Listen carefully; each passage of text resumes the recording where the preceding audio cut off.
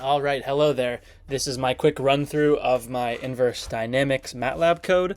The goal of this code is to solve the inverse dynamics for a 2R robot. I also then verify that my solution is accurate, or at least reasonably accurate, with a forward dynamics approximate solver that uses the Euler forward dynamics algorithm. So as you can see, I start off with some overviews of my plans, and then I get into some robot constants. I have 2 point masses at the end of my links 1 and link 2. I am going to be running this program for 1 revolution. A revolution is going to be split up into 360 points, and I'm going to eventually feed that into the inverse dynamics solver in radians.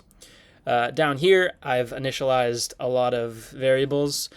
These are basically describing the robot geometry, the 2R geometry, and then some convenient matrices that use that geometry, such as the A0 skew matrix, which I'll be using in the inverse dynamics matrix. And these are all basically constant for the given robot, which is why they're initialized up here. The G matrix is the mass and inertia matrix, that's important. And then the circular path that we're following is each joint is going to be moving a full rotation. So joints 1 and joint 2 will each complete one full rotation per 1 revolution. And again, you can see that kind of here. We're running 360 individual slices of a single revolution. For the actual inverse dynamics calculator, I run it through a for loop that's going to be running for the number of revolutions times 360, which is how many slices we have per revolution. And then I collect the torques and the forward accelerations from that. The torques is the output of the inverse dynamics calculator. The forward accelerations I then use to help me compute the forward dynamics later on. I plot the motor torques. I run the Euler algorithm to get the velocity and position from the forward acceleration. Again, this is an approximation, and then I plot the forward dynamics position and velocity. So I'm going to run this right now, and you'll notice that it does take a bit of time to run. That's because I use a symbolic solver in the inverse dynamics calculator right down here that is definitely a bit slow. Not 100% ideal, but it was quick to code.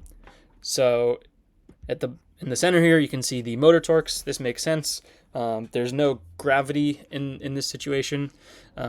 So these different changing torques are basically due to changing inertia of the system as it rotates.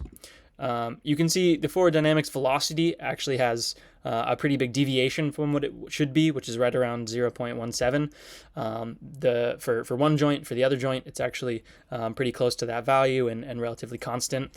This means that there's a tiny bit of acceleration, like leakage, from my forward approximation.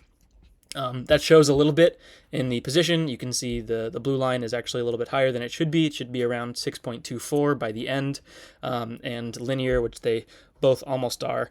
The red line is about perfect for that first joint. Well, there you have it. That's the inverse dynamics MATLAB calculator. I also go through and make 3 functions to convert a vector into a skew matrix, to make the adjoint of a matrix, and to make the Lie matrix of 2 matrices, which I use in the inverse dynamics. Thanks.